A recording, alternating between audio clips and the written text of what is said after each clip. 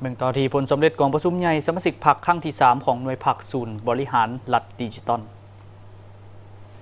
กองประชุมใหญ่สมาชิกพรรคครั้งที่ 3 หน่วยพรรคฮักฐานศูนย์บริหารรัฐดิจิตอลกระทรวงเทคโนโลยีและการสื่อสารไขขึ้นในมื้อนี้ที่ห้องประชุมใหญ่ศูนย์อินเทอร์เน็ตแห่งชาติโดยการเข้าร่วมของสหายบเวียงคำวงศ์ดาราเลขาคณะบริหารงานพรรครัฐมนตรีกระทรวงเทคโนโลยีและการสื่อสารมีคณะบริหารงานพรรคกระทรวงเลขาหน่วยพรรคฮักฐานศูนย์บริหารรัฐดิจิตอลมีคณะประจำพรรคกระทรวงบรรดาเลขาหน่วยพรรคฮักฐานคณะพรรคฮักฐานและสมาชิกพรรคของหน่วยพรรคฮักฐานศูนย์บริหารรัฐดิจิตอลเข้าร่วมกองประชุมได้ผ่านบทรายงานการเมืองการจัดตั้งปฏิบัติหน่วยพรรคฮักฐานศูนย์บริหารรัฐดิจิตอล5 ปีที่ผ่านมาแต่ปี 2021 หา 2025วางทิศทางคาดหมายและวิกงานชุดสุ่มใน 5 ปีต่อหน้าผู้แทนกองประชุมได้ใช้สิทธิประชาธิปไตยของตนปอนบัตรเลือกตั้งเอาคณะหน่วยพรรคสุดใหม่เพื่อสืบต่อนำพาซี่นำจะตั้งปฏิบัติมติกองประชุมใหญ่ครั้งนี้ให้สำเร็จตามคาดหมายที่วางไว้ซึ่งมีผู้ลงหับสมัครเลือกตั้งทั้งหมด5สหายและเลือกได้3สหาย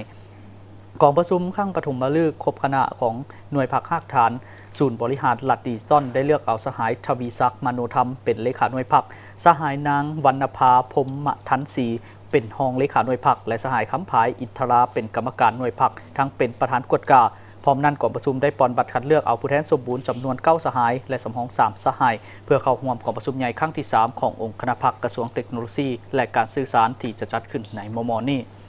ในตอนท้ายของพิธีสหายเลขาคณะบริหารงานพรรคกระทรวงเทคโนโลยีและการสื่อสารก็ได้ให้เกียรติมีคำเห็นโอ้ลมต่อกองประชุมโดยได้เด่นหนักให้เห็นบางปัญหาที่และวิธีการแก้ไขให้แทดเหมาะกับสภาพตัวจริงเป็นต้นกระบวนการหันเป็นดิจิตอลของสปป.ลาวแมนมี3เสาค้ำคือรัฐบาลดิจิตอลเศรษฐกิจดิจิตอลสังคมดิจิตอล